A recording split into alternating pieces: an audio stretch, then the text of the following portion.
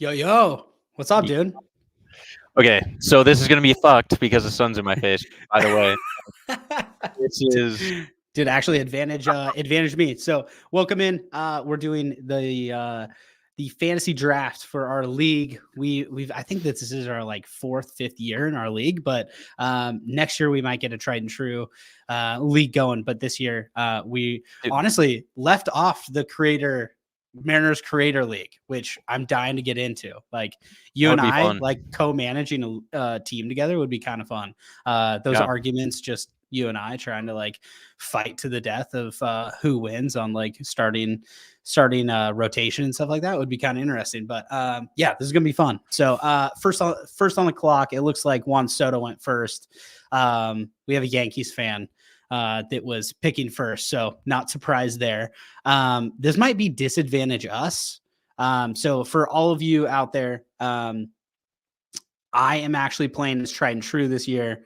Mitch is playing as his own team, so you can back the tried and true, or you can fade me and go with Mitch's team. So we'll give you guys fantasy updates. Nobody really cares about our fantasy teams, but us. But I mean, we'll do that true. longingly. But all right, Juan Soto, Ronald Acuna off the board.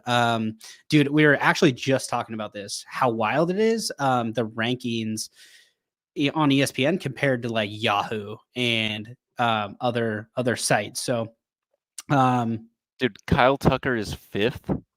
yeah, kind of wild. There's some wild ones in the top 15, honestly. Corbin Burns at 13, kind of I'm scratching my head a little bit. Again, this might be disadvantage us doing the stream while we're drafting, just giving away pretty much everything we're thinking all at the same time. So luckily we're not doing this with I guess people in our league are probably. I'm gonna go with Mookie. Honestly, a second base is it's a hard position. I know he's probably playing shortstop a lot this year, so he might add that outfielder, second base, shortstop. Right. So I'm taking He Mookie. gets any He's of that? Yep. dynamic. I like him at second base, honestly, just in fantasy because second base is really hard to come by when drafting. So yeah, it's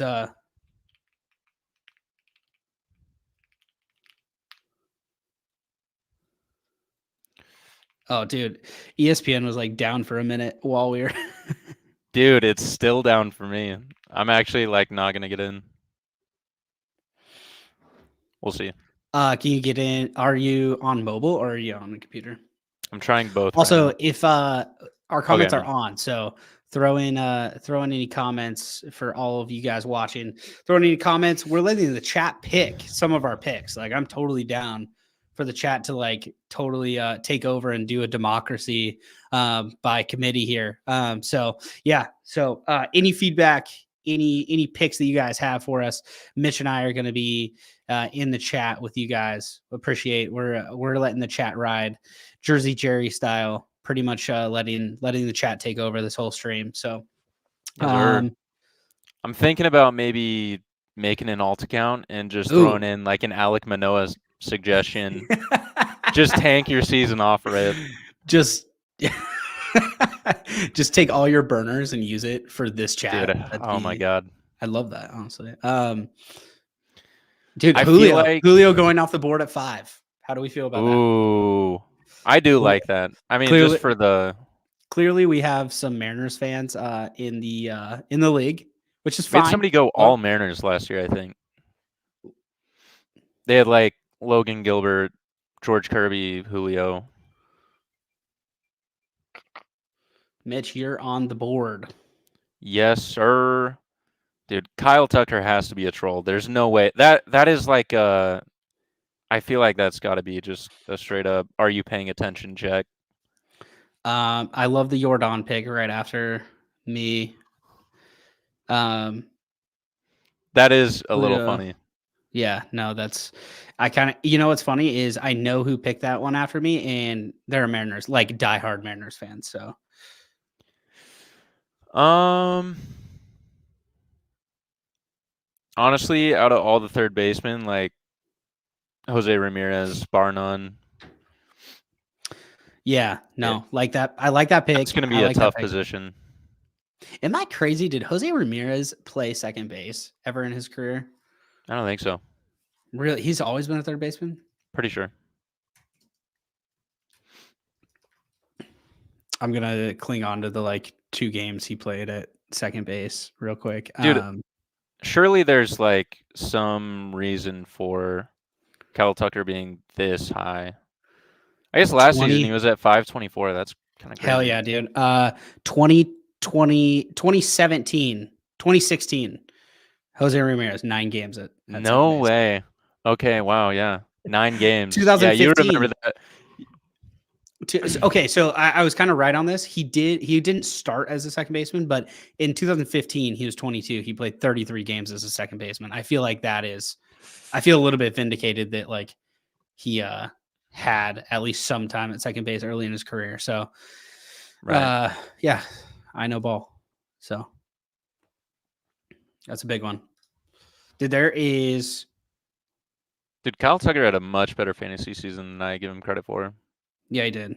Kyle Tucker's honestly, this pains me to say, but almost all of the Astros are like wildly underrated in fantasy, weirdly, just because you kind of forget how productive they are individually. Like you know of the Alvarezes and the Altuves and the Bregmans, but like individually, like even if they're on separate teams, they're like wildly productive. Like Jose Altuve had a wild second half last year. Wild. Coming back from injury, it was pretty crazy. Okay. Freddie Freeman goes off the board at 9. I like that pick. Freddie Freeman, again, I felt like when he went to the Dodgers, people were like, oh, he's sunsetting his career. Quite the opposite, dude, honestly. Like he's ring chasing. He's ring chasing. So Zach Wheeler goes off. Freak. That's another thing. Again, the unfortunate part of being on stream while we're doing this, but because we have to tell our strategy here. But pitchers are hard to come by, dude. Like starting pitching, really like good elite starting pitching in fantasy is hard to come by. I went full starting pitching last year. I got so burned. I got absolutely F for it. I'm going full like everything else, and I'll go waivers for starting pitching. I'm gonna give you this disclaimer, dude. When you do that, you're gonna be in spot start hell. I'm gonna be in my bag. I'm gonna be in it on waivers, clawing, kicking, screaming for anything. Like it's a very interesting place to be and a terrible place to be all at the same time, because like the spot starts are either great where they get you a 10, 15, honestly, great day, 20 points. But there are those days where they net you a negative 15. And guess what? Next week, you're going to have to play that same guy or replace that same guy. And so that's where the starting pitching hurting really hurts you. But Ryan, he chimed in and said, what app is this? We're actually just streaming on StreamYard, but we are using ESPN for our fantasy draft. I wish we kind of had some discourse about this in our fantasy chat earlier. Bobby Witt goes off the board. That's a little early for Bobby Witt in my mind, but huge Bobby Witt fan regardless. Bobby Witt's dope, dude. Bobby Whiff, if you're a Mariners fan. Nice. Bobby Whiff Jr. I've seen that far too many times. Yeah, I was just about to say starting pitching, obviously hard to come by, but even more so, like when you get to the relief pitching portion of this, it starts getting dicey. Who's going to get saves? Who's actually going to get opportunities? Dude, true. Oftentimes it comes down to injuries. Like when Edwin Diaz went down, that was a big deal. Luckily, he went down before our draft in the World Baseball Classic, so it wasn't, it didn't screw anybody out of a lot of saves. But obviously, Edwin Diaz, super productive closer. So, I mean, he's a guy this year that he's kind of a wild card. Like, who's gonna how productive is he gonna be? Man, I hate Corbin Burns at 13. I'm gonna be totally transparent. It's his. Yeah, that's a wild one. It's his money year, so that's the like positive here for him. So it's like his walk year. So he could technically ball out and go get paid. And usually those years are insane. But I'm not Who's a he big in front Corbin of right Burns guy. now? Yeah, who's he in front of? Like, should he be in Pablo. front of George Kirby? That's kind of tough. I don't know. His projected just seems a little too high for me, but Yeah, and I'm on the board here. Man, this is tough one. I'm gonna go with another bat because I pick in 6 picks, so I still think there's gonna be some starting pitching on the board for me here. I'm gonna go. I'm gonna go Tatis. I think he has a bounce back here. Honestly, love that. I think Devers was really close there for me, but I think Tatis Devers is would have really been gonna have. nice. Yeah, Devers is a nice little third base. The problem is when you have those like only positions, you really need them to come through because they're very Absolutely. not dynamic. They're a concrete block in your lineup. So they better come through or like they're, you might have to play them for a little bit longer than you want. All right. It looks like we got 70 people on live inside of Twitter, which is dope. So if you are on Twitter, shout out all the Mariners fans that are watching this right now. Throw in any picks. You guys can see the rankings. I'm usually pretty basic with this. I like the rankings a lot. I sometimes go off schedule here, but George Kirby got picked by Fletcher. That sucks because Classic. I punted him. Dude, we have too many Mariners fans in our league. No, that sucks. Tough. Yeah, if you are expecting it to be like a Mariners love fest, you are correct. Okay, I don't like him as much. I think Kirby is going to play better, but him being picked ahead makes total sense. But I really think that Aaron Nola is going to have a good year. That's a solid one. Logan Webb and Corbin Burns are up there still. Gosman is up there. 3 guys that could be better than Kirby and Nola both. If Gosman is still on the board by the time I get there, like I can't not pick up Gosman. Yeah, it's one of those things where when the rankings happen, it's like the rankings are a little bit fugazi because say they're like ranked 12th and it's like the 4th round, they still haven't been picked. You're like, well, they should have been picked in the beginning of the 2nd round. I should pick them. But sometimes, there goes Burns. I like that pick. I think that's a good value in round 3, Corbin Burns. I think 100%. That's probably where he should live. He's probably back ended 20s for me. Same with Gosman and Webb. Like now's a great time to pick those guys up. I think that anybody who picks those guys up in the next few picks is getting some pretty good value out of both of them. Dude, I do not want an Astro on my team, like period. Yeah. Avoid the Astros, level impossible. I cannot do it.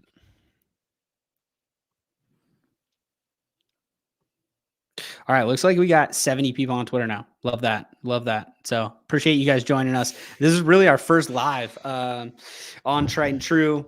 So if you haven't tapped in with us before, I appreciate you guys watching our content, watching our videos. Mitch and I are going to be with you guys a lot more often. We're going to be doing podcasts and video stuff a lot more throughout the season and trying to collaborate with other Mariners creators and blowing up Tried and True even more. We love this community and we love our Tried and True account. So we're going to try to make as much content as possible this upcoming season. And we're stoked for this year. I think that we picked a good year to start really, really going. So, all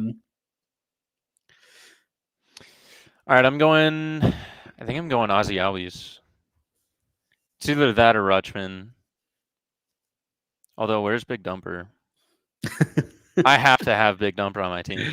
Yeah, no, that feels like a must. Dude, I was trying to search for him to find out where he is, and I typed in Dumper. I'm going to be honest. Find him.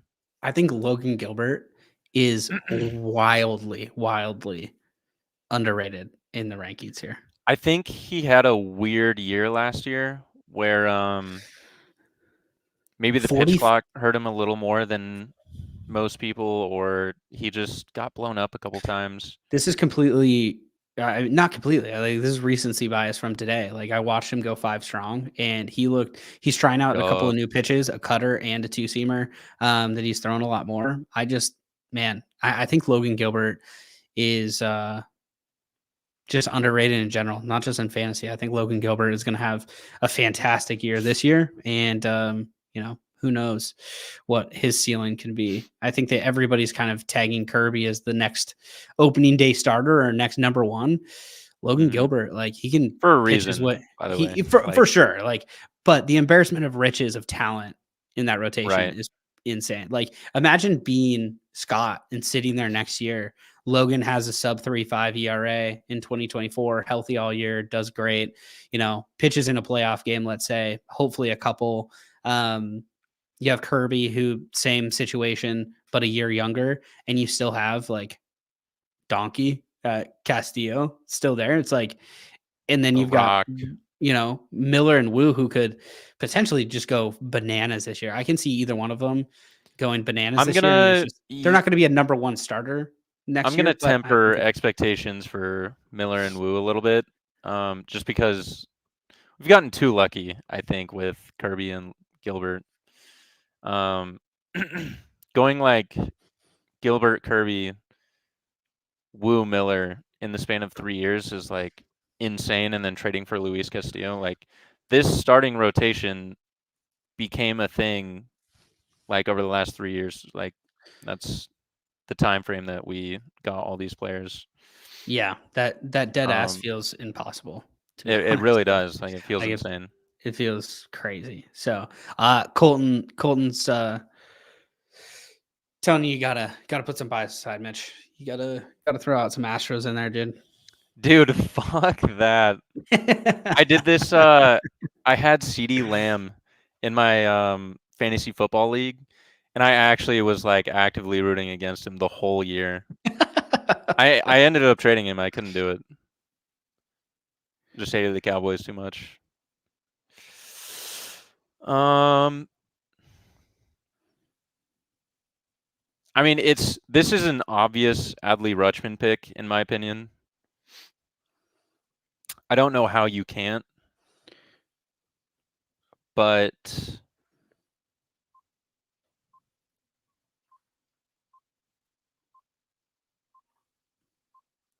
I like Pete. Going Pete Alonso with my pick. Yeah, I'm a little scared for going Bryce Miller. Or sorry, not Bryce Miller. Bryce Harper. I'm not.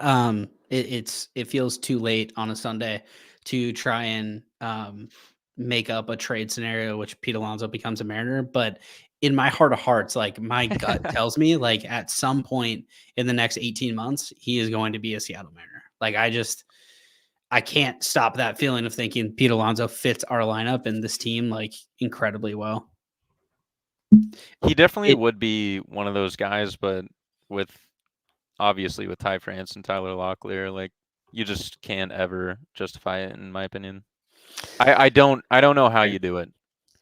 I don't either, and I don't know what that where trade package would look like. I think that you'd probably have to give up a starter, Miller, Wu, Hancock. So that makes it tough. But man, this is a tricky one here, huh? That Blake Snell looming in the background is dude. Tough. That's a tough one. I'm gonna go Harper here. I think Harper has a good year. I think that's a fine pick. Anything crazy. I think that right now we're in the. I honestly, I'd probably pick Lindor if the Mets weren't so bad this year. I think that that's truly eventually going to wear on Lindor. I think he might come out of the gates or do something crazy. But like, I genuinely think when you're on that bad of a team or a team that's rebuilding and you're a superstar, at some point in the season, you're starting to look around and you're like, this weight is too heavy. Like this is crazy. Guys, pick it up. Yeah. Being on the contract like Lindor's and in your second year of it, the team telling you, hey, we're going to rebuild the whole team. Man, he's got more patience than I do. Cause that's a tough... Dude, it's crazy to see the Mets and the Padres absolutely just implode. Like I think for most people, they have the Padres at least doing like very well. For 23, same thing with the Mets. Like, dude, what's going on with these super teams? Like, this doesn't even seem fair. And then the Padres didn't even make the playoffs. Like, oh my god. Yeah, no, I mean, both were in the same bucket where they spent so much money. It was quite frankly Yeah. embarrassing, I the mean, they performance. bought prospects at least, right? Like, Yeah, they I got guess. something out of it, just not like There's you're looking for a World Series if you're one of those teams. I feel like Fletcher's about to take him, but there's a pick here in the next 10 that I Dude, absolutely love. Garrett Cole? Yive. Oh, there's our Yankees fan. Shout out Colton. I know he's watching this right now. Colton actually might join us for a little bit. He might join us and talk some shop. But yeah, that's a Colton, another interesting pick, another Yankee, Juan Soto and Garrett Cole, all in the first 4 rounds. I really don't want Fletch to take this guy Dude, but that by the I'm. way, last year I felt like I had Oh no, just Colton straight took up him. I think Scooball is going to have a fantastic year. Scooball's a good I, pick. I really, really like him. Again, Might on be a a kind of little a mid team, high. maybe a little. I think Colton, are the you Tigers there? have. What is you doing? He actually just queued up every Yankees player that he could find, and he's just letting it auto draft. Damn, I like the Scooball pick though. I think the Tigers have an opportunity to shock some people. Ooh, Justin Steele. Okay, It's a okay, really good pick, actually. that is a really good pick. Dude, hold on. I need to take a look at some teams here. Um,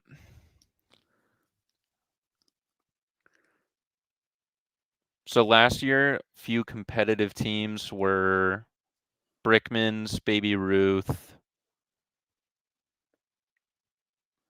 Colton's team was pretty good. Man, Peralta was a lot better than I thought last year. Let me see here. Seager, Acuna, Kirby, Yamamoto, Steele. I'm gonna go Peralta. Sold.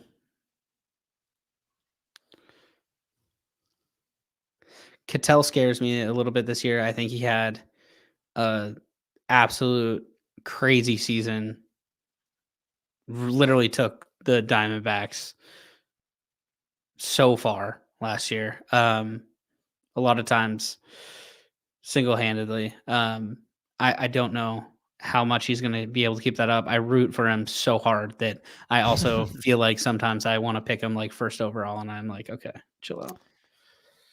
So a few things, by the way. Glasnow got picked like 10 to 15 picks ago.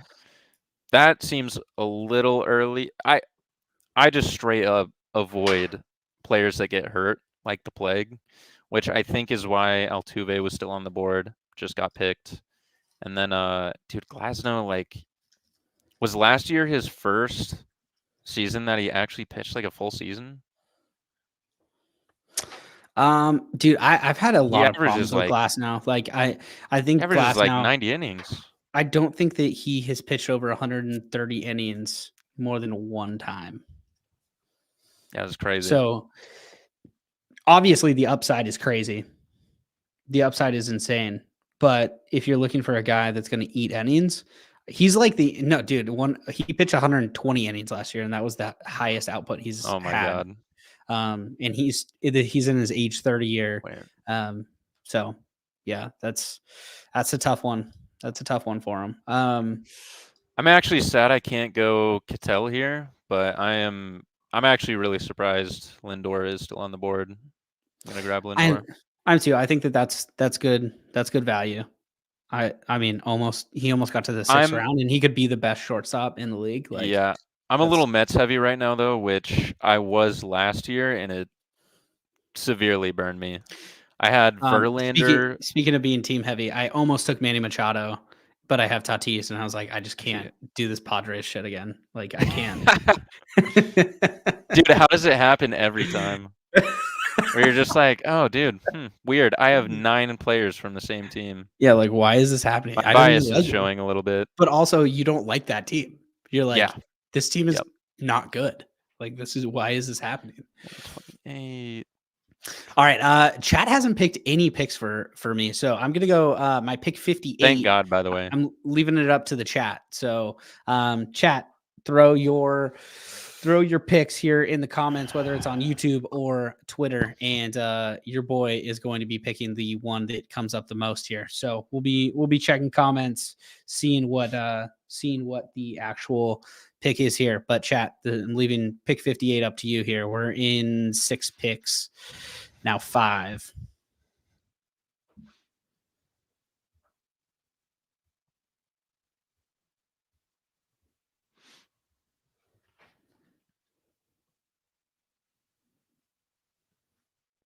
Dude, I feel like somebody's gonna troll me and go Cal Raleigh like way too early.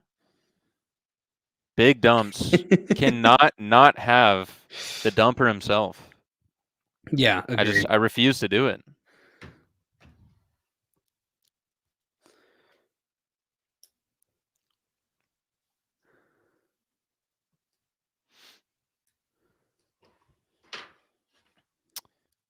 Hmm.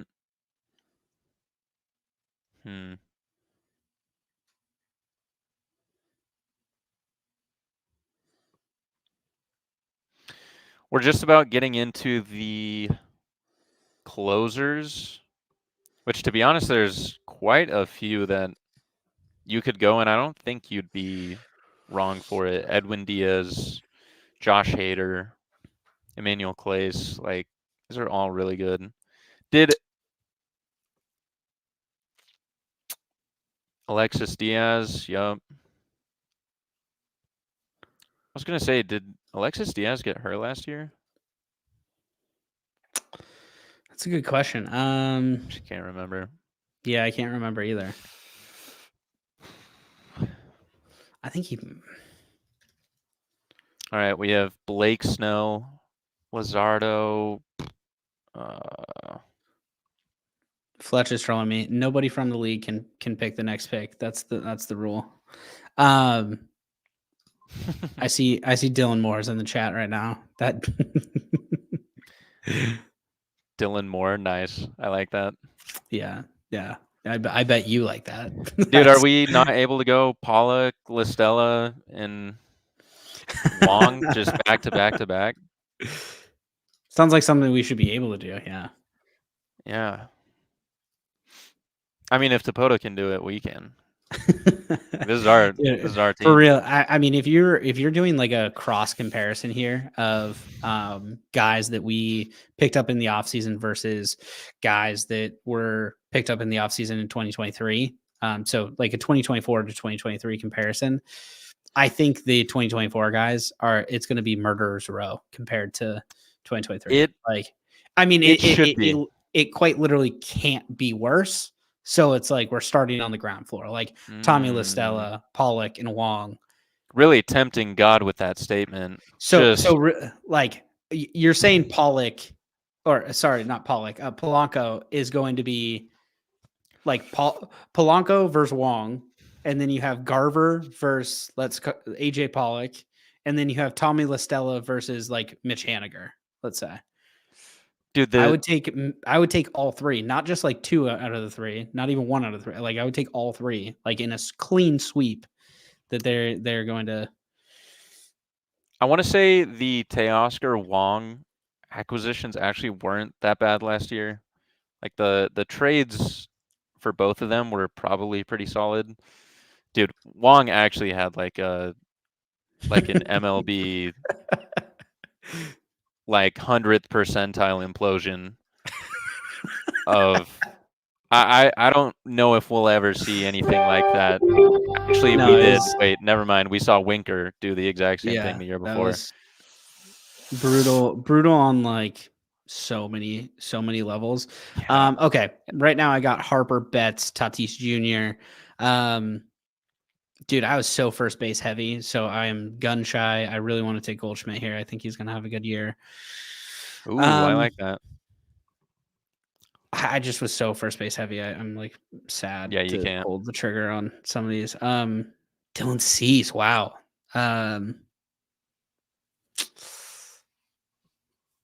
You know what? I'm gonna go Will Smith. I think that catching wise, that's good It's a value really good for one. that's good value for the 58th pick. Chat didn't choose the pick, so no Dylan Moore, unfortunately. But we'll leave the comments open. We have shout out to the chat. Looks like we have 186 people here. So yeah, just growing. Thanks for hanging out. Yeah, thanks for hanging out. Appreciate you guys. Again, I'm leaving you guys Goldie is washed like that. Dude, Goldie and Arenado, like I think the Cardinals are I think the Cardinals are in trouble. Like big trouble this year. Dude, people were shocked by what the Cardinals did last year. Like that was a rough showing. Yeah. Yandy Diaz, that's a good pick. No way he has as good of a year as he had. They're still projecting him 324. I think that's absurd. I feel like he's That's I don't know. again. That's probably fair. Oh, like man, it's still I regression. feel like we're tempting fate. It's a regression, but that's absurd. 354 is insane. 354 like that is 354 is absolutely honestly insane. his OBP not being higher is a little surprising, but that's the way he gets on base. So yeah, I mean that's cool. I would if the over under was 299, I'd probably take the under. To be honest, I think he's probably going to hit in the. Dude, are you serious? I think he's still going to be great. Like that's the bad part is like I think he might hit 292 and people are like washed. Bad player. True. It's like 292 can be serviceable with hanging around the same OBP. He's just probably going to walk a little bit more this year. If he's walking more, if we assume he's walking more, then I would agree. Yeah, exactly. I don't know. It just feels like that's something that, but like, that's his style. Like he is just gonna keep swinging that bat and making like small contact. Yeah. Another guy I really like this year, Randy Arozarena. I think he was on the block to get traded, and he never did. And I'm not really sure why. I think he's probably a deadline guy this year. But yeah, that sets him up for a really good second half. But I think that he's going to keep humming along. I really like Randy Arozarena in general. So really like that pick. Steven Kwan still on the board. I really like Steven Kwan. Feel like whenever I see some of the Rays players, I'm always thinking like, dude, they must be asking for just way too much. Like Arozarena got shopped around a little bit, but like no one really pulled the trigger or went anywhere. I feel like they do too well in trades for them to ask for anything less than a king's ransom. Dude, yeah, I agree. But the Rays do these trades though. Like the Glasnow trade, it wasn't like they were going crazy with it. Steven Kwan, he's an interesting player, just in general. I think that he gets on base a bunch, but he doesn't steal a lot of bases. But he also doesn't hit for power. So he's just an interesting guy to have super on your team middle of the pack. Like but he doesn't strike out a lot. Like Steven Kwan's StatCast has to be one of the more intriguing StatCasts. Right. Yeah. I'm gonna look it up just real quick because I'm like 90% sure I'm right. Yeah, I love this StatCast so much. Can you show it? Yeah, 1 second. This is Steven Kwan StatCast. So let's zoom in just a little bit here. So the chat can That's got to be similar to Araya's for sure, right? Yeah, for sure. Like this barrel rate here, this barrel rate and hard hit rate low. is impressively low. Exit velo is like nothing that it should be. But dude, he doesn't freaking miss. He hits everything. He basically never strikes out either. So he makes a ton of contact, never strikes out, doesn't chase. I kind of like these players in this modern game that we have. Like, we're so extreme on like this whiff rate being at 1, and then, exit velo and barrel and hard hit being so high, but like they never get on base and they don't hit for power. It's like, why? Like, why have that player if they're not going to get on base with these like barrel percentages that are through the roof? So yeah, Steven Kwan, very interesting player. I said he didn't see a lot of bases. I didn't say he was slow. No, he was middle of the pack for stealing bases. He stole like 20 last year or something like that. Yeah, I don't know, with how much he gets on base and for hitting, he's like his speed being decent is like you would expect him to at least, I don't know, steal a couple. It's like a faster 2022 Ty France. Yeah. Yeah. That's a great way to put it. Yeah. I'm actually going to look up Ariza's. I'm really curious now. I have to look it up. I got to address Andrew real quick because he is making fun of me for taking a catcher too early. I feel like Will Smith might be the exception, just because I had Will Smith last year and he was great. He fills the catcher. He's kind of like, he reminds me of like a tight end in football, where it's like, yes, you draft Travis Kelce too early, or like a guy who is in a position where has decently low numbers. But I like Will Smith higher, even though I totally agree. Normally, I would not take a catcher so high. I'm surprised we haven't seen any closers really gone off the board. Usually when one closer goes, there starts like being a run of closers that go crazy. So interested to see. Well, the closers looks like going. Diaz went out first. Not sure when he went out, but he's off the board, isn't he?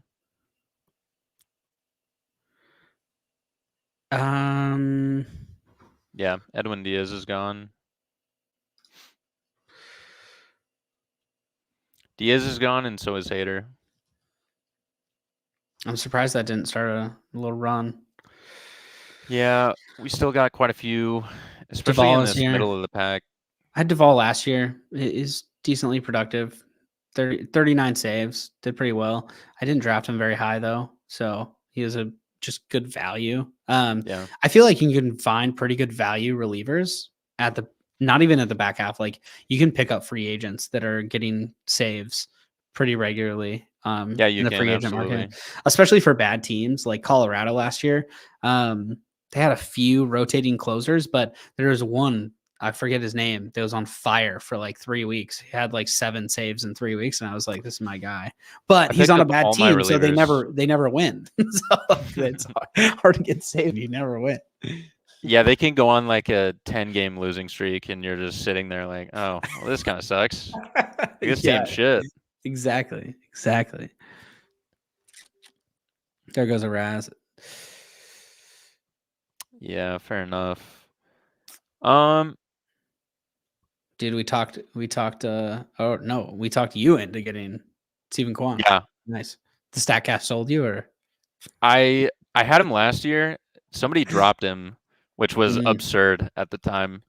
And I just, like, it can be tilting just watching a dude go 0 for 3 with 3 strikeouts and just sitting there with -3. Like, so I love that about Kwan, just doesn't strike out.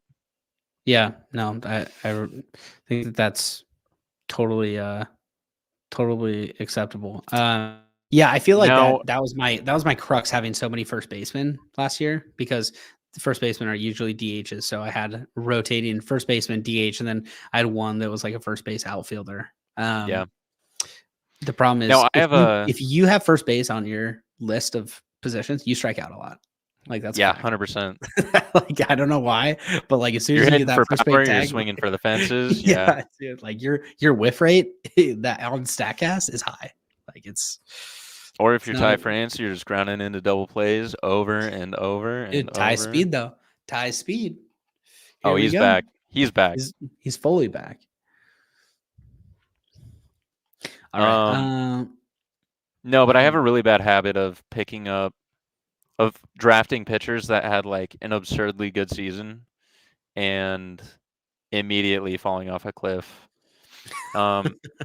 So I think I picked up Verlander in the 3rd round last year. It was like it's like the 26th pick or something like that.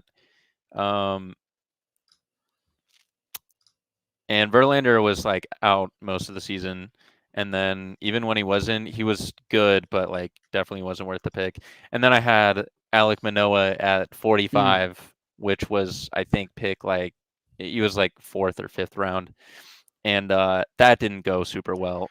So I just went Eflin, Snell, and I'm thinking that's probably more of the same, but we'll see. Yeah. I have Eflin was absurd last season. the same thing, but for hitters. Like if a hitter is like MVP candidate one year, I'll draft him the next, and he just like Cody Bellinger's it. Like I'm just like, oh, nice, great, awesome. The Bellinger year, yeah, that's tough. Yeah, it gets spicy or pretty early. Man, a lot of relievers on the board right now. Santander. Oh, Yelich is still here. Interesting. Oh man, there he is. There he is. Speak of the devil. Cody Bellinger's right in front of my face.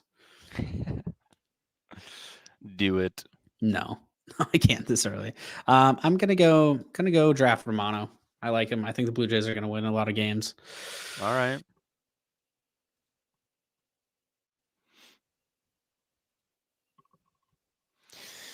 I think I was reading some post about a Blue Jays fan being like pretty scared for the Blue Jays because they haven't extended Bichette and they haven't extended Guerrero Jr. and their window is kind of closing a little bit with 2024, 2025 coming up. Like, yeah, that seems kind of rough. I feel like the Mariners are almost the opposite, where it's like, dude, their window is going on for like a long time right now. With Wu and Miller coming up, like that just extended it even longer. Right. People are still looking at Gilbert and Kirby and Cal probably not hanging around, but I would love to extend the core that we have right now. Yeah, no, I think that for the Blue Jays, it's just they need to come to a number which is favorable for the team and the player. And Bichette and Vlad Guerrero Jr. are interesting players to try to comp because they're electric, but their productivity lacks sometimes. Like literally both of them could be the best at their position in the entire league at times. And then you see like last year, Vlad Guerrero Jr., you're like, you look like you should be in AAA half the year. You know, it's like kind of brutal. So I don't know. The Blue Jays are in an interesting spot. Are they going to put a ring on it and get married to both of them and just ride it out, or are they like looking to get a little bit frisky and like trade off some of their what they call building blocks for like maybe a new wave of building blocks? I don't know if you can go recreate Vlad Guerrero Jr. or Bo Bichette in a lab, but you know that's a tough thing when these young guys when these young guys are like not young anymore. You're like, oh, there we go. There goes Alexis Diaz. Like Alexis Diaz. That's a good one. By the way, I don't think we answered this for East Coast M's. This is not the Content Creator League. No, this is not the Content Creator League. I was just about to answer that. The Content Creator League, I believe, is drafting later this week.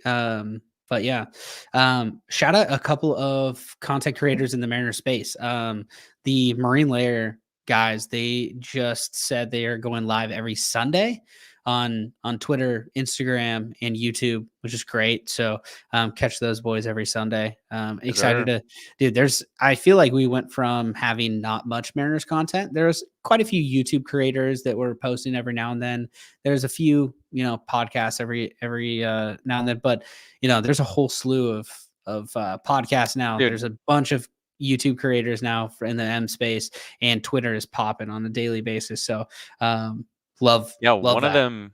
Love that. One of them being East Coast M's. Yeah, East Coast M. Shout out them. Cool to see that channel grow. Really good YouTube channel. Really good Twitter account too. So yeah, 100%.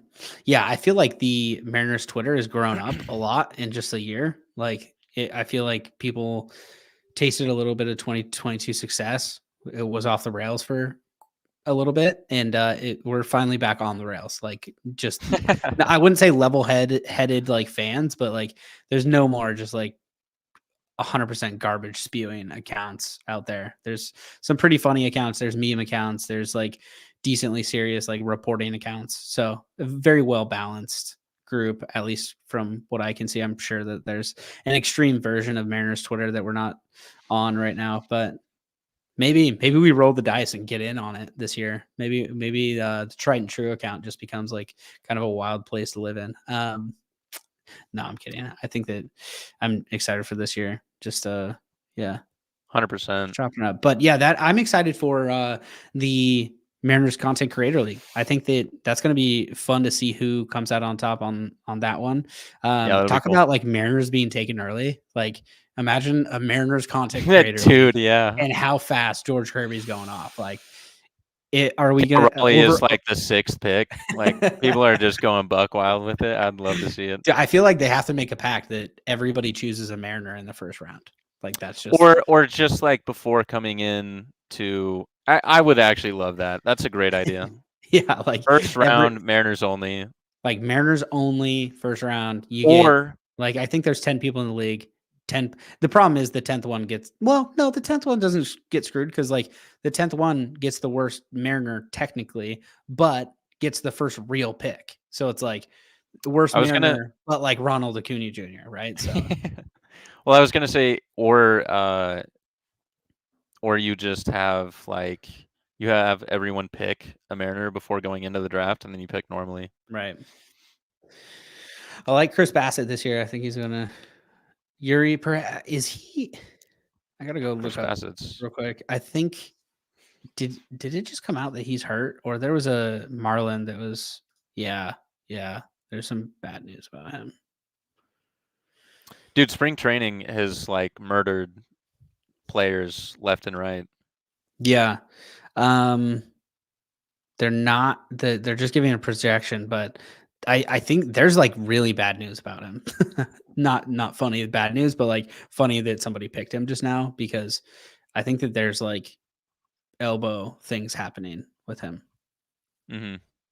So we'll see. A lot of good starters left on the board. Iglesias. See his outlook.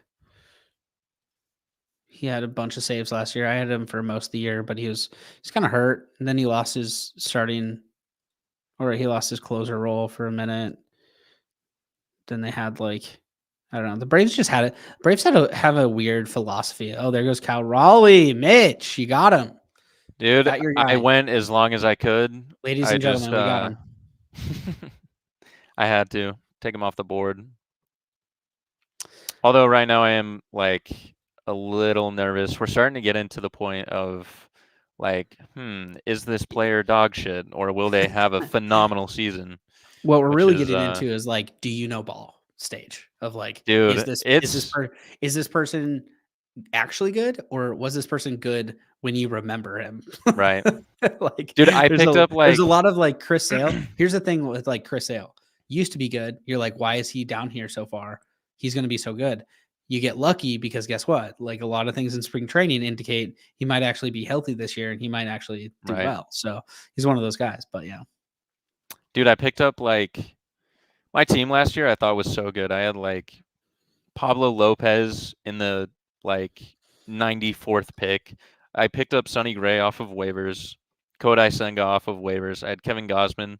My team looked filthy pitching wise, and I ran out the bad news bears for every other position. It was, dude, they were so dog shit. I had like Nimmo, Lindor, and Jeff Ooh, McNeil. Bryce Miller went off the board. Oh, did he? That's actually sick. I love that. Kind of like that pick. I'm getting Yoshida. I like Yoshida. Think he's going to have a good year. I have Dude, no idea about the Red Sox. I think that they're going to kind of suck. They need a lot of You know what's funny about the Red Sox? They need Trevor Story to do well this year. Like he can't just be a trash bag that he kind of was last year. So, dude, what if the Mariners drafted or not drafted, like grabbed Trevor Story? I feel like, man, what a domino effect that would have had on the last few years. absolutely crippled the team financially. But also no Colton Wong, essentially. Like Right. you basically have like Story instead of Wong, but no Polanco, obviously. Yep. But maybe Polanco, because Trevor Story is a guy that we would have signed and traded like 12 months later. Like he's a Robbie Ray. He's like our Just like, bad oh, dude, we got to get version of rid of Robbie this Ray. contract. Uh-oh. Like it's like an immediate regret. Yeah. And Dipoto, What did I just do? Credit to Dipoto. I think that I love this pick. I like that he lasted this Dude, long. you just I got think so fucking lucky. Oh my God, yeah, I I didn't think realize he was still up. I have been hunting him and I thought I was gonna get this lucky, but No way. I think he's gonna be really good. And he's taking over shortstop from Shortstop Bogarts. from Bogarts, yeah. Yeah, so we'll see where he plays because I have shortstop and third base open right now. But yeah, back to the Trevor Story, or actually Dipoto. One good thing about Dipoto is when he makes a decision, and it's kind of annoying in season because they almost like force feed it to us for too long, and you just can tell it's not working. But one good thing about Dipoto is like he figures a way out of some of these trades or like contracts, and so you got to credit him for that because there's some. I mean, the Robbie Ray contract. I don't think Robbie Ray's not going to throw until July, but like getting rid of that contract and then getting Mitch Haniger back, like pretty sick, honestly. Yeah. Pretty sick. Well, and at first I was pissed about the Suarez Kellenic just salary dump. But dude, after watching Kellenic in spring training, I know spring training doesn't matter that much, but like but it doesn't not matter that much. It's like when he's throwing down his helmet, pissed off, like that matters. You have to admit that matters. Like when he's tilted before the season starts, like dude, fuck, man. He's been like truly, truly brutal. Like yeah, 100%. Reagan's going off. I like Reagan's a lot. I think that Cole Reagan's from the Royals is gonna pop off. That's a really good pick by Andrew. Yeah, our league is for those of you out there watching, our league is a little bit in shambles. I'm gonna be honest because we have had somebody shout out Andrew Clark who has won this the last 3 years. He's literally going for a 4-peat. And if you win 4 times in a row in a fantasy league against your friends, I think we literally have to shut this down. Like, I think that we have to just like pack this up. We can't play fantasy for like at least minimum 3 years. And then maybe we can reignite the league. But like, we basically get the death penalty in fantasy. Like, we get so bad. We get SMU'd in fantasy, like just straight up death penalty. You cannot. And Andrew, by the way, this is just a 4-time winner. This is just my second year, although I could have stopped him last year because I had first pick, went Shohei Ohtani, and then sucked cock for the entire season. So that was pretty unlucky. Oh man, that's my bad. Just my bad, pimp. Brutal. So we have. How long is Sonny Gray out for? Paul Sewald still on the board. I'm not sure. What's your thoughts on Arizona? Is Arizona going to be good? I want to say they should be better than last year, but it's really hard to say in the same way that J.P. Crawford had a career year last year. I want to say Ketel Marte had a career year. There were a few people that were just playing out of their minds on that team, and they still barely made the playoffs, but they just had an insane run. Yeah. So, gonna go Ian Man. Happ here. Don't feel great about it. Yeah, these picks are these guys right now. I am not I want to say loving. we should be in. We're kind of in pitcher land now, where it's like I think everyone's roster should be pretty well filled out. I'm not. I don't I think I'm gonna pick up a utility player. I think I'm just gonna do waivers for something like that. I like that. I need one more bat, probably either a third baseman or a shortstop here. Well, I have good news for you. JP Crawford is right there, Hmm. staring me in the face. I didn't want to say it. I didn't want to say I it. Here's the thing. Here's the thing, and this is on Mariners Twitter, and I don't love to dispute any of this. If I had to just blindly guess a regression candidate for 2024, he might be on my list. And that sucks I because I freaking love JP Crawford. But I just think his season was so he was so that good has to last be a year. cold take at this point, right? Like everyone kind of has like the same idea. Okay, guys, JP Crawford cannot be like a 5 WAR player Right, off of right. his bat Yeah. alone I don't think I hope I'm not in saying something that people 2024. people are like, oh my god, like this guy, like It would be insane, and I hope it happens because that would just 6 to midnight. You know what I mean? Like, I do. Oh, okay, here's the opposite side of that silver lining. I think his defense is going to be much better this year, statistically and analytically, than it was in 2023. I think that he got a tough beat on some of the metrics last year, and I think he was much better. Like watching him, he was much better than what defensive stats showed, which was mhm. unfortunate. So I think that those defensive stats are going to, I would say, come to the mean here, and be better, while his batting average dips slightly. You can regress 0.01 batting average, and still that's a regression, folks. So I'm not saying he's going to like hit 190 this year and be terrible. I think if JP Crawford's bad, don't get me wrong. If JP Crawford's bad, like the Mariners will also probably not be very good either. So Dude, if he was like a 3.5 WAR player next year, like it'd be incredible. We'd yeah, still call because that a huge win.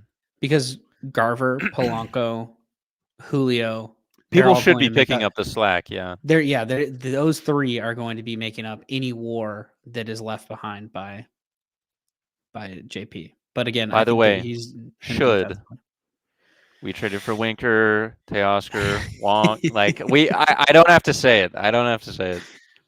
I wasn't down bad, but I was like so in my head about like past Mariners players that I got to a point where I was like, dude, I gotta go look up at like Colton Wong and Jesse Winker's like what were their spring training stats in 2022, just in 2021, just to be like, see, their spring was bad. That's why they were bad, because Garver and Polanco, they're having great spring trainings. So I Hmm. wanted to equate it to like, see, spring training does matter a little bit. Like if you're that bad, like Kelnick is not just like, oh, he's warming up bad right now. Like he has some serious mechanical issues. You can tell with his Mental. swing. Like, yeah, he has some things he's trying to correct that are Dude, not he's got short term demons. things. He's got just Big time straight up demons. demons. Big time demons. And this is coming from a dude that bought his jersey. There we go. Paul Sewald, welcome to the team. Nice. It's a good one. I like that. I think Arizona, I can't tell if they're going to regress to the mean a little bit. I think that they made a Cinderella run. They're probably not going to be as good like a World Series contender, but Hmm. I think they're going to win a bunch of games. They Yeah. got relatively better during the offseason, kept their core together. So I think they'll win a bunch of games. Paul, hopefully he stays healthy, keeps his closer role, and yeah, saves a bunch of games. Ooh, what do we think of Kenley Jansen? Back in a Red Sox uniform.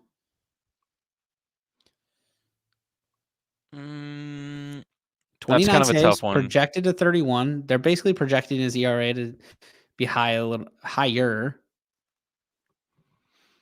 Oh wow, cemented his Hall of Fame legacy, huh? Kenley Jansen, 400th save. Yeah, My that's God. great. I mean, obviously by the numbers, you would say yes, but Kenley Jansen is not one that is widely talked about, I would say, as like a Hall of Famer. Not that he isn't a Hall of Famer. I'm just saying Kenley Jansen, people don't. You wouldn't hear his name often. Yeah. But like when Mariano Rivera is different, but it's just like when retire or get close to the end of their career, like nobody stops talking about them. Like nobody. Yeah, you're not seeing a lot of love for him, which is odd. Which is weird. I like Kenley Jansen. He's kind of a quirky dude. But yeah, I mean, if he gets 30 saves this year, good on you.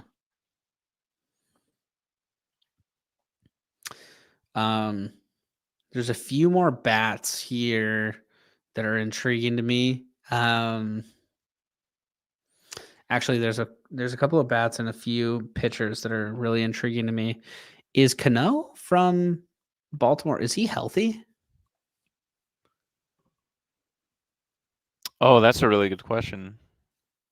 Because am I crazy? Did he not have TJ? He went out later in the year last year. I know. I thought he had TJ. So, dude, if ESPN just like straight up didn't tell the person who was drafting him that he was out for all year, that'd be so screwed. Be hilarious.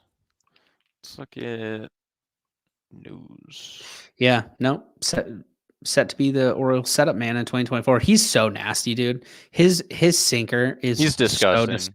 Is so gross. Like it's wild to even watch like some of his stuff. All right, Colton's in here for the last half of our show. Gonna drop it over to some dynamic.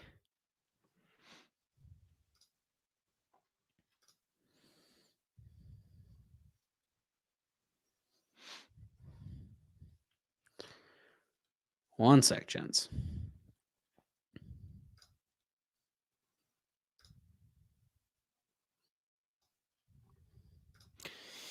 By the way, for everyone who had a heart attack over the last day, Blake Snell doesn't look like he's going to be signing with the Astros. And to be honest, I don't know if he's signing anywhere. Scott Boras might just take him.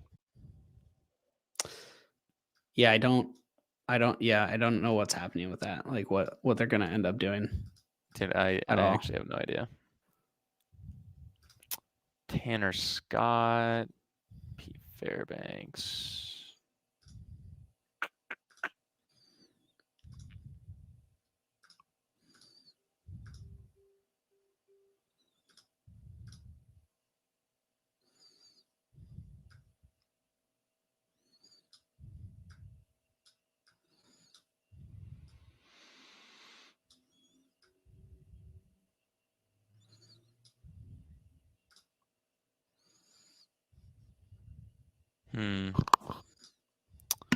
This is going to be a tough one.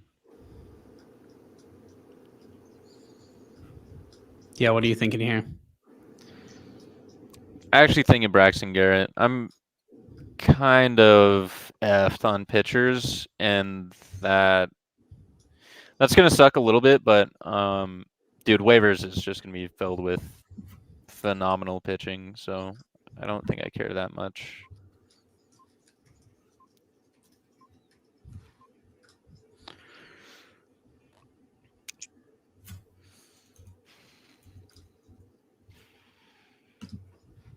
All right.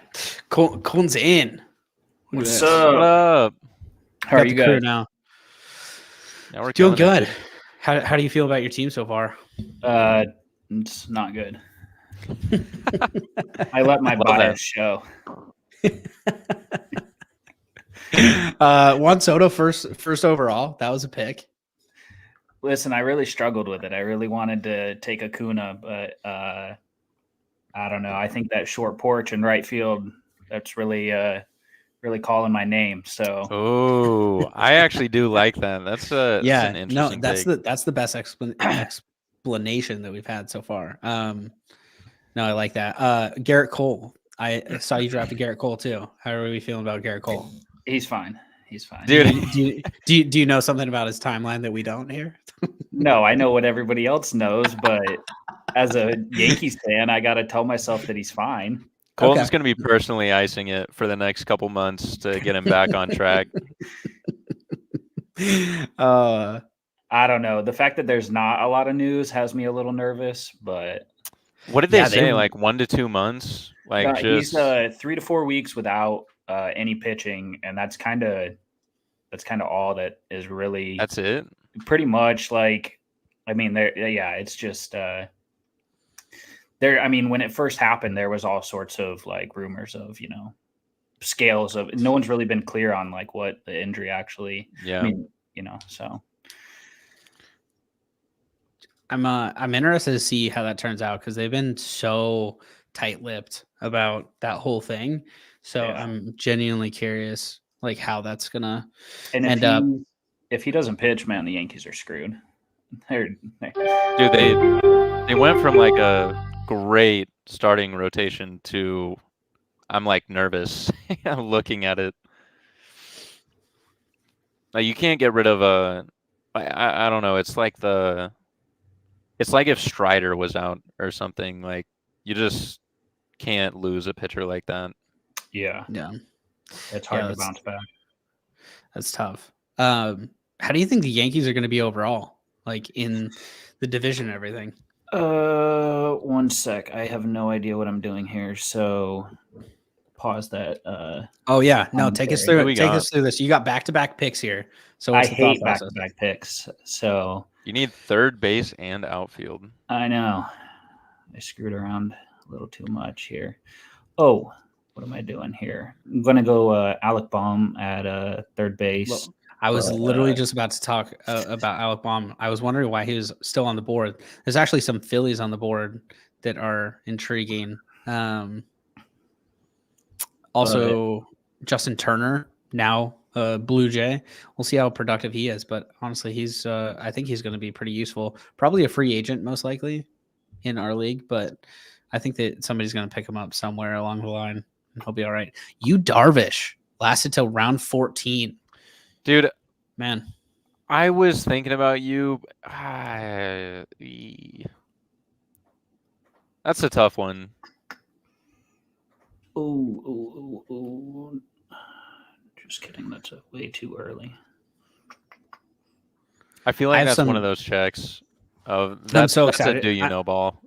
I'm so excited for like the next 5 picks because they're just like, do you know ball picks a little bit and could turn out horrible, just like absolutely terrible, or they could be some of my best picks that I have. Yeah, so 100%.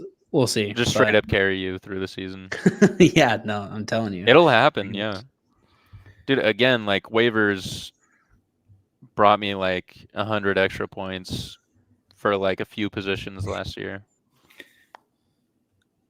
Yeah, I mean, that's kind of. I feel like I always just attack waivers. I mean, I picked up Eflin last year off waivers. Ooh, I dropped Eflin last year. Mitch was like, I'm on the opposite side of this. I had Eflin. Definitely got a little waiver hungry. Dropped him.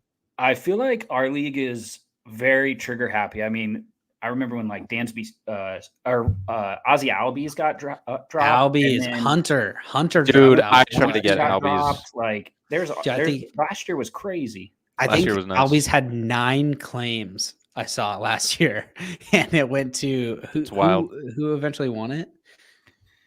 I think everybody saw. The thing is, like, everybody's hyper vigilant, so it's like when somebody drops somebody, the sharks start swarming. You can't really get away with not picking somebody up.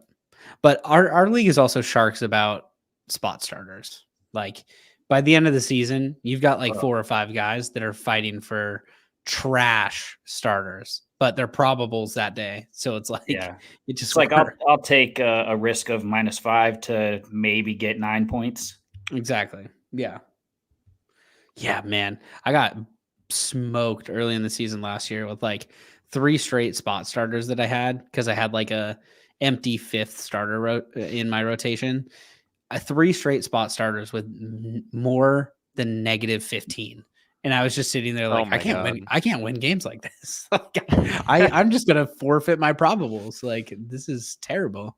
I'm never gonna max out my probables. But then you hit on a few, they give you like 12, 15, maybe even 20 points, and you're like, oh, this is how it works. Okay, not bad. I just actually have to do some research instead of looking up the probable list and doing the top one. Have you guys ever played the like, I think it's 56.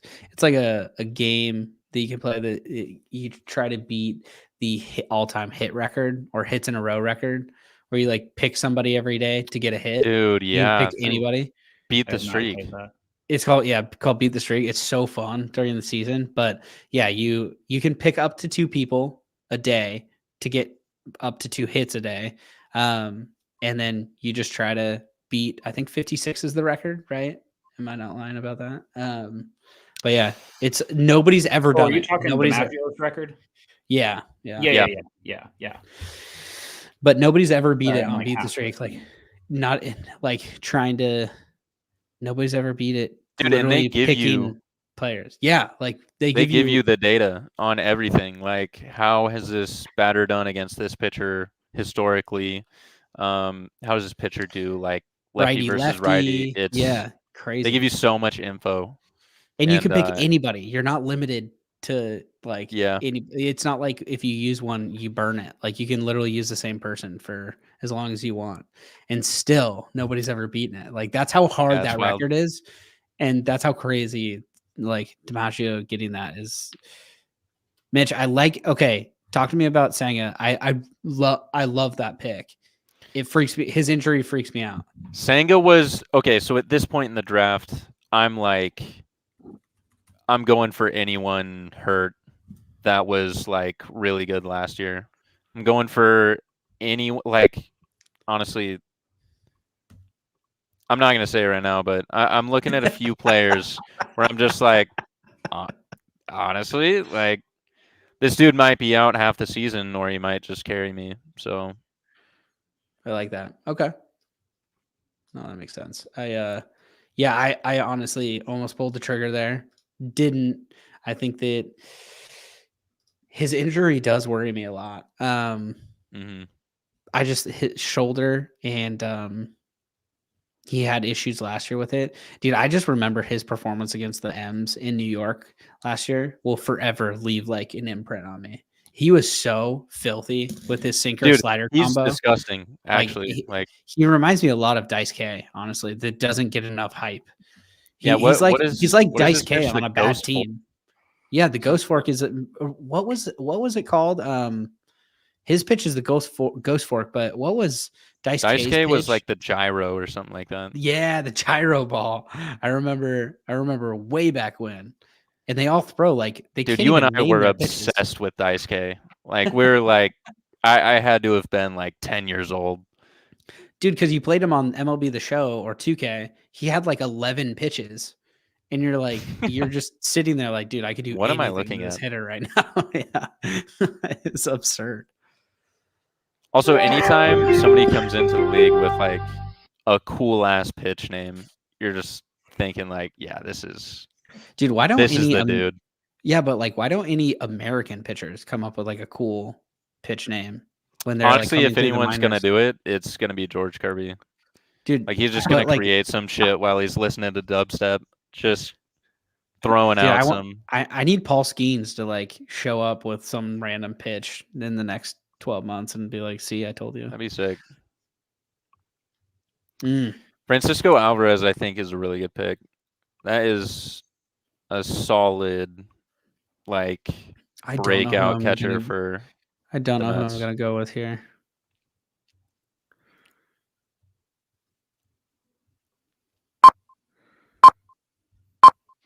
I'm gonna go Naylor. Good luck. I don't love that pick, but Naylor seems to be good. productive. Naylor's a good player. Let's do some research after the fact here. I like Naylor as in my head. I like Naylor. Yeah, no, he's productive, super productive. Sheesh. He was a solid player last year.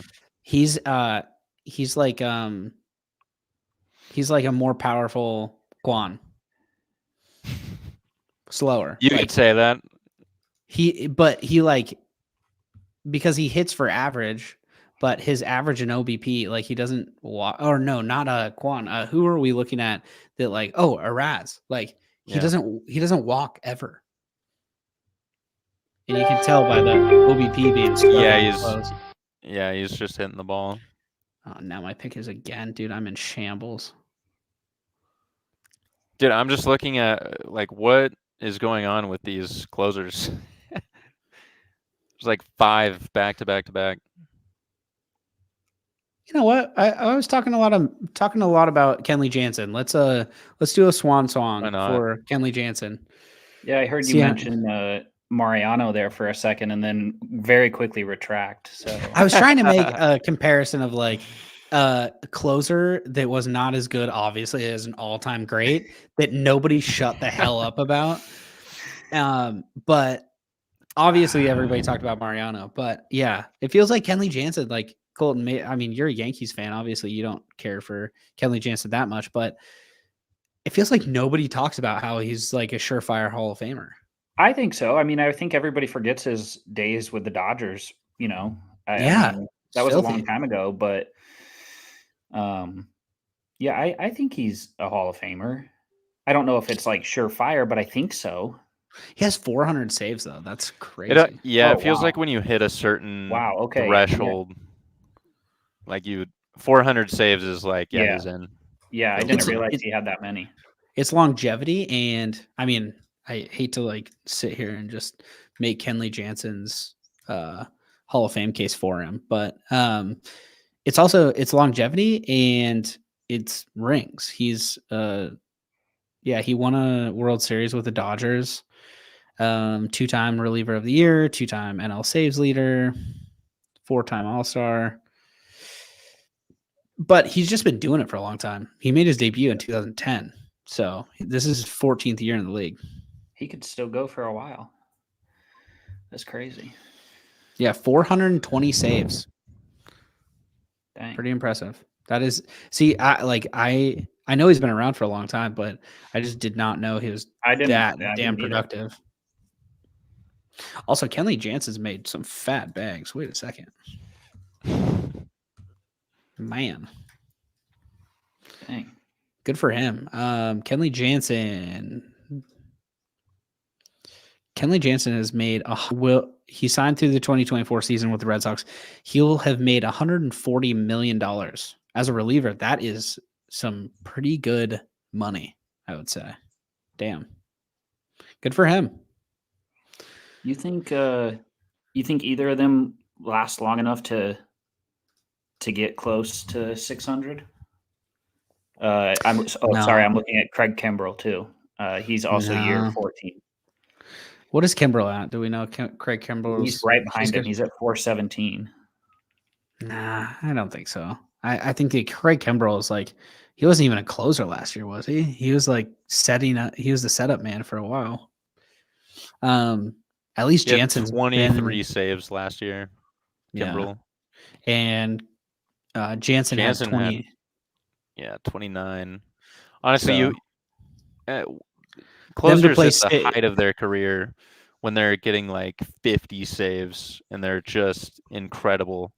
Like once you're past that, I feel like, I mean, if you can go like fucking 6 more seasons and just Jamie Moyer it out, like you might get there, but I feel like we haven't had a guy like that in a while. I mean, maybe I'm wrong, but long time. I feel yeah. I feel like it's been a minute. Dude, you know what's funny? Nobody fell into this trap this year yet, thank goodness. But dude, every year it seems like somebody falls down a Carlos Correa rabbit hole. Every single year, somebody drafts Carlos Correa and immediately regrets it. It's like, oh damn, this is not the player who I thought. He strikes out so much, and you get so pissed off at him by like week 5 that you're like, he cannot be on my roster. There's no way I could deal with Teoscar in any way, shape, or form on my team. I'd get so tilted. Oh yeah. Tanner knows we don't get points for fielding, right? Damn, that's a Yankee too. Anthony Volpe off the board, but that's why he knows, dude. You don't think he's gonna do anything at the plate this year? Bro, he had 204 last year. I thought he was gonna save the Yankees or something. I mean, like he was a rookie last Glover. year, though, right? He's a Gold Glover. That's why I said like Tanner knows we don't get points for fielding. But I mean, if he could hit 250, that'd be cool. Which is sad, but he was still a 3.3 WAR player. My God, his fielding must have been incredible. Yeah, he's pretty good fielder, but his bat is not very good. 81 OPS plus with 3 WAR. That is nuts. I'm just shooting from the hip at this point. I'm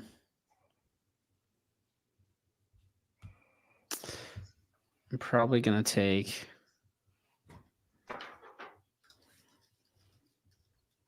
Jazz. Let's get funky. Oh, he's not a second baseman this year? Yeah, I guess they moved him to outfield. He's pulling the Tatis. Was he that bad at second base though? Like Tatis Jr. led the league in errors at shortstop by like a wide margin, and then they kicked him to outfield. Was Jazz that bad at second base? I don't remember hearing anything about that. Maybe the Marlins just need somebody in the outfield.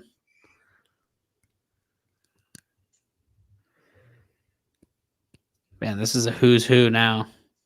Riley Green's still out there. There's a lot of young guys still on the board. Dude, if this kid could figure it out, he'd be so fun to have on your roster.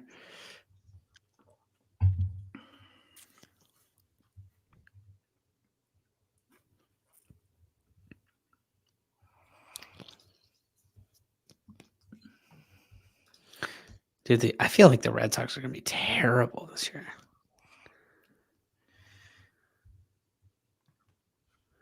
Oh my gosh. That's why things are so wonked. I've been looking at people's 2023 stats. Oh no. For just a little while, like the last, I don't know, couple rounds, but my queue was what I wanted, so. But I was like, what is going on here? Nobody's going to take Medea?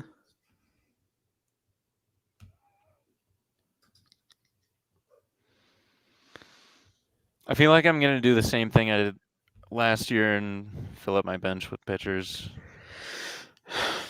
Like I need like 5 pitchers on my bench. Ooh, there he goes.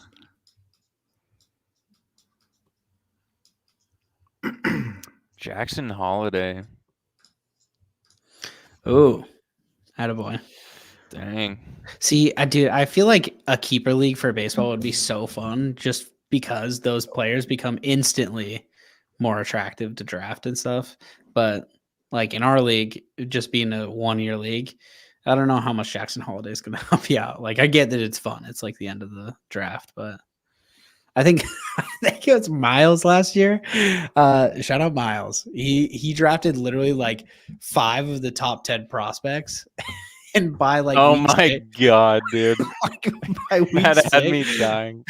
By week 6, he dropped them all because none of them I don't even think any of them played until like August.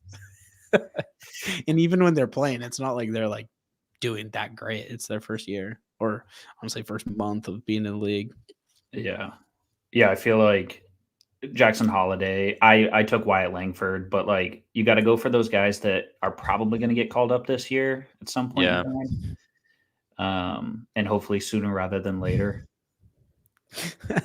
Yeah, I think I'm going. Andrew says that I gotta move this. Andrew says that Jackson Holiday is making the opening day roster. So is that confirmed? I don't think that's confirmed. I don't think that's.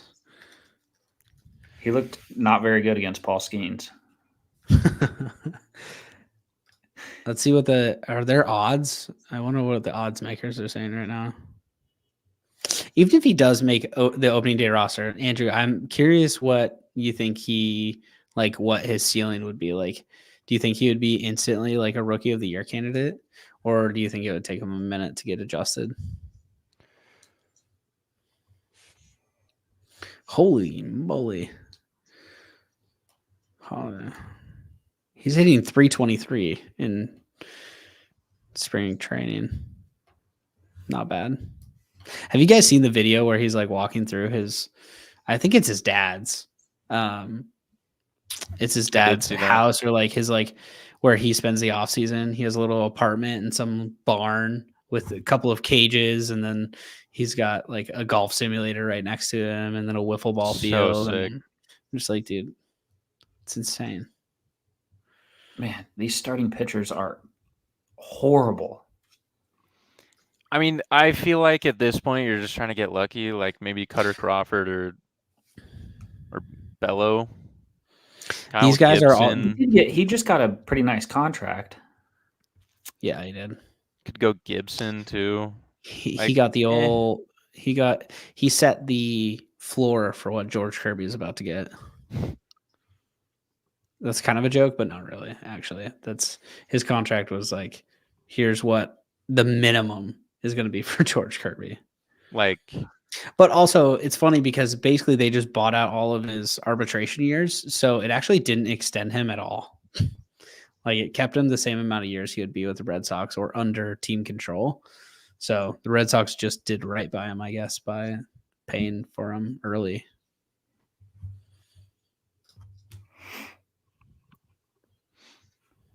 Any hitters on the board that you guys still are looking at? No, pitchers. Absolutely none. Like Sean Murphy, maybe if you need a catcher. Here, let's look here. What do we got? I like this kid. Oh, you guys' boy Ty France is still on the board. I think he might have a. I can't wait. I can't wait for Ty France to have a little bit of a bounce back here. I think he's probably. You think? No. I see Jeremy Pena down there. Him and Volpe are probably pretty good friends. They basically just spend the offseason doing defensive drills and not doing any don't hitting. Work on any hitting. No. Except I guess Pena hit 267 last year, so maybe I'm lying. Maybe Volpe could take some lessons. Yeah. Yeah. I think Pena was actually not good defensively last year for a bit. People were pretty down on Pena, which is funny because didn't he win World Series MVP or at least ALCS? I MVP? Don't remember, but I feel like he won one of those. Yeah, which is crazy. That was his rookie year. Yeah. So that's even crazier. I remember Julio won Rookie of the Year, regular season Rookie of the Year, and then he won all those accolades. I was like, I would much rather everything that he just got than Rookie of the Year. Like Julio got and he won the World Series, so I guess like matters a lot. Yeah, these are all going to be spot starters here in a week. So yeah, it doesn't even matter. You pick a guy to feel good right now, but he's probably going to get dropped. Yeah, Lance Lynn. Let's see if he got a start in ya. Let's do it for one start, and then I knew Andrew would be showing up with this. So 4P incoming. Yeah, what's his roster look like? Let's see here. I like Fletch's roster so far. Let's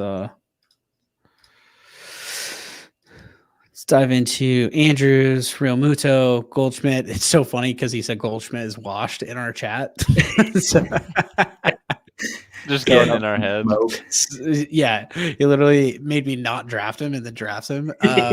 Stott, Riley, Bobby Whiff Jr., Michael Harris, Bellinger, I'm not very high on Bellinger. I'll be honest. Like I think that he's going to regress a little bit. Castellanos, he's got a fun lineup. I'll be honest. I think that his lineups previously and his teams previously were like outrageously good. But he's got a really good rotation. Damn. Yeah. Strider, class now, Braid, really good rotation.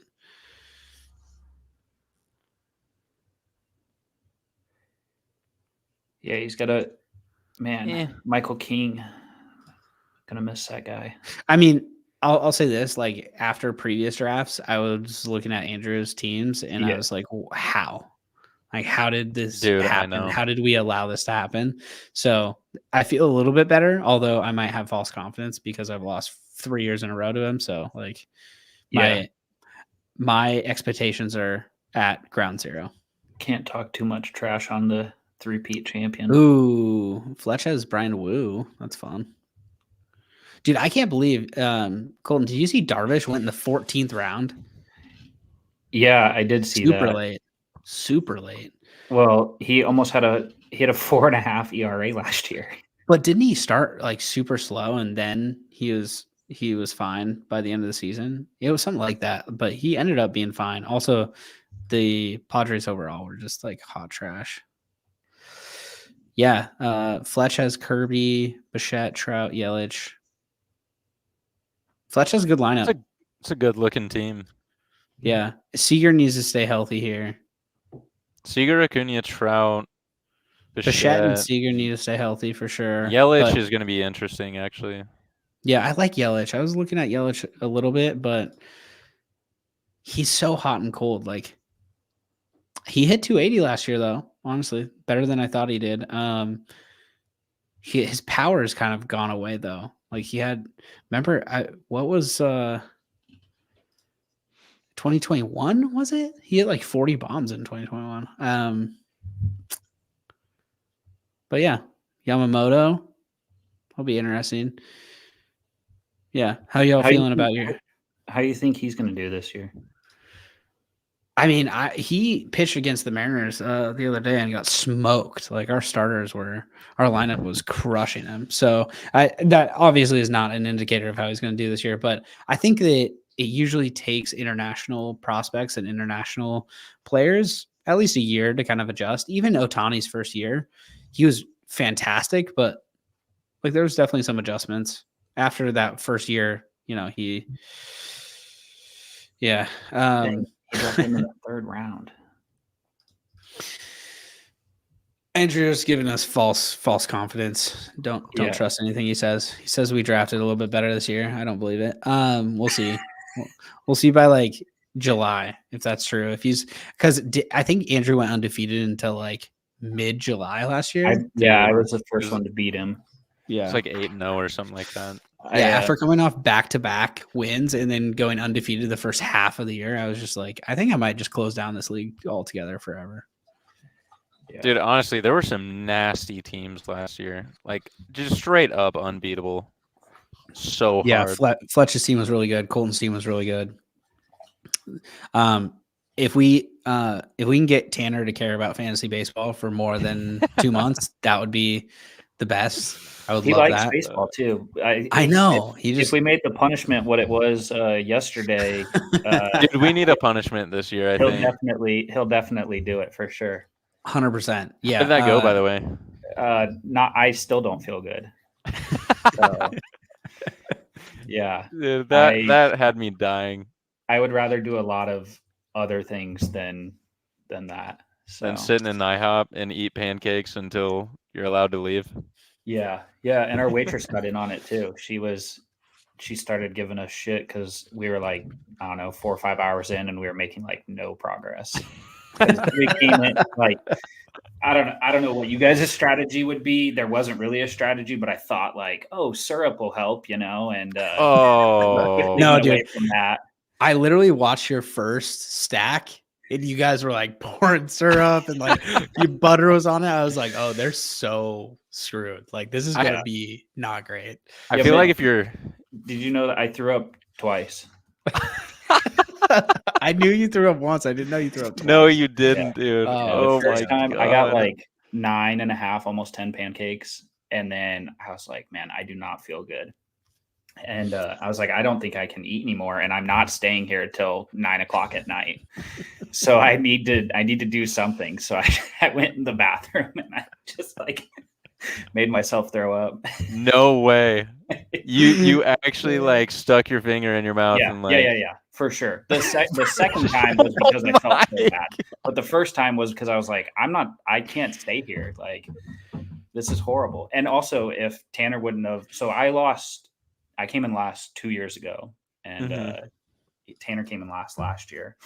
But if he wasn't there, like, oh man, that would be brutal to do it by yourself. Yeah. Oh, yeah. We were talking though, because Austin and Anthony came down from Boise, and we were hanging out with them this weekend, which was fun.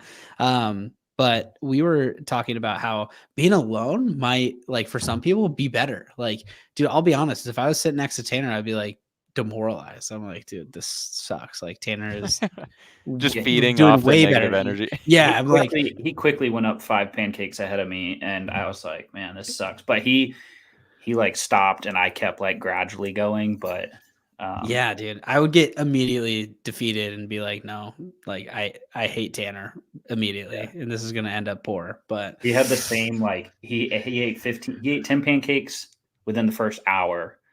And damn, and then he had 5. I don't remember how soon after, but he had his last stack, and he was like, all right, if I can finish this, I can leave at 1 o'clock, which was like 4 hours in. He had that last stack in front of him until he finished. And that was at like, we got out of there at like a little after 4. So, and he probably got that in front of him at, I don't know, 11, 12 o'clock. Damn, dude. Yeah. Were you just sitting there the whole time, or like pacing around the IHOP? It was, apparently we need to buy stock in IHOP. I don't know. I don't know if like people don't know of other good breakfast joints, but it was busy from the time we got there at 9 o'clock until almost 3 o'clock. It was full. I'm actually sold. So I was really like, we were kind of just like, man, this is really embarrassing. Like, the table next to us had 5 different people come through in the duration that we were there. Damn, dude. So, was the waitress ever like, dude, why are you guys still here? Or was the waitress breaking? No, we ordered the first stack, and then Chris came and like got breakfast with us. And then we were finishing, and she comes by, and we're getting ready to order another stack. And she like brings our receipt, and we were like, oh no, you've got this all wrong. We've only been here for like half an hour. Like, so we had to tell her what was going on. And she didn't really understand at first, but then by the end, she was like giving us shit. Like, man, I see no progress here. Like, you guys aren't eating these pancakes. So it was fun. I bet that's especially funny after you've like forced yourself to throw up. You're like, oh, this bitch. Yeah, she was cool. I feel horrible. Yeah. So dude, it was fun, but I definitely won't be as much as I like wanted to. I guess not really tank, but like trade my players to get assets, for future years. I'll be selective on that from here on out, because I'm not doing that again. No, 100%. No, I feel like that was, unfortunately, you guys had to be the sacrificial lambs for this, but at the same time, I'm glad that everybody was like, oh, that kind of does suck. Like, being last. At first, Tanner, when we drove there, we were talking about it, and I was like, how realistically, like, how many do you think you can eat? And he's like, I'm trying to be there no more than an hour. And I was like, what? Wow, Tanner, that's crazy. You thought he could eat 23? He ate 18, but that was over 7 hours. Yeah. So, I think it seems way more doable until you actually get thinking about it, and then you're like, man, this actually is really hard. No, I mean, like, I'm gonna look this up real quick, but I was like trying to do the math a little bit about like the calories in a full stack of IHOP pancakes, and I was like, dude, this is so hard. Like, it's so many. Oh, dude, and syrup and butter on top of it. Like, if you're doing some of that, I feel like you just go the hot dog route and just start dipping it in water. Well, that's okay. So then by the end, we like moved to a different location because I needed an outlet and my phone was going to die. So we move into this like corner little booth and it starts dying down. And I wasn't like dunking them like Joey Chestnut, but I had cut them up. So I was like taking them with my fork and dunking them in the water. It was horrible. It was so disgusting, but it was easier. It was easier to eat. Dude, that's hilarious. So and it got to a point where it like tastes like it just, I don't want to eat breakfast for a while. So a full stack of pancakes, 690 calories. Nice. So it's about like 130 something calories each. How many in a stack? 5. 5, yeah. So eating 18 at the 138, I believe it is, 2,500 calories in 7 hours. That's honestly pretty filling, dude. Like that doesn't sound as bad as I thought. I feel like you're really gonna get fucked on the syrup and the butter. Like that's gonna add like I was gonna say you could add like 200 to 400 calories in there for butter and syrup. Yeah, you're looking at a 3,000 calorie like quarter of a day, third of a day, 3,000 calories. Like that's a lot. Yeah, we didn't realize that was a bad move until we were 10 pancakes deep. Oh, no. We were like, man, this probably wasn't a good idea. I mean, that's like eating like 4 pints of Ben & Jerry's ice cream, like in one sitting. Like, I can imagine that doesn't feel great. I'm sure that first part of it, though, was like kind of nice. Like you're eating the first few pancakes. Yeah, the first 5, I was like, man, this is easy. Great. And then I got the next one. I was like, and I got most of it down. And I was like, all right, I feel pretty good. I think I'm starting to feel full. I'm not really sure. Maybe it's like a placebo effect. I don't really know what's going on right now. Mm-hmm. But yeah, never again. Jesus Christ. Dude, that's so funny. All right, gang. Well, hey, any last things about the draft? Anything you like, not like? How are we feel? Final thoughts about your teams going into this year? It's kind of weird this year because they're in South Korea early, so we had to draft a little early. But everybody else starts like next week, not this coming week, but next week. Right. So we have to kind of sit with our teams for a minute. Besides the Dodgers and the Padres. So how's everybody feeling about their teams? Colton, you first. I'm gonna live and die by the Yankees, so that's cool. But I feel like I never really get to do that, so I didn't really care. I was like, whatever. Yeah. So also, they're coming off like a pretty bad season, which is not usually what the Yankees do. Like, usually you're pretty well off if you go with some of the Yankees players. Yeah, I mean, also Juan Soto being drafted first. Soto and Judge, and then Garrett Cole. So if Judge stays healthy, Marcus Stroman. So yeah, not terrible. Soto and Judge alone could be huge. Yeah, and when Garrett Cole gets healthy, I feel like we might see some movement on your side. So not terrible at all. Mitch, how are you feeling about your team?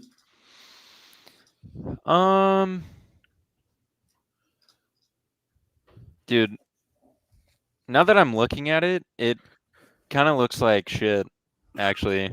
I think I started off really strong, and then, like, dude, how did I don't know. I'm not really sure how I got here, but, like, some of it looks pretty good. I'm liking Jose Ramirez, Ozzy Albies, Francisco Lindor, Steven Kwan, Pete Alonso, but, like, Jose Ramirez is like the only superstar in that bunch. Francisco Lindor can be. I don't know if he will be. And then I do like Zach Gallen. Blake Snell was risky. And then honestly, the rest of everything that I've done from like pick 7 down is just straight up like full risk, all reward, hopefully. Where it's like, dude, Sonny Gray is out for a little bit. Braxton Garrett's out for a little bit. Cody Sang is out for a little bit. I have 4 people who are out pitching. And then I have Blake Snell, who is a wild card.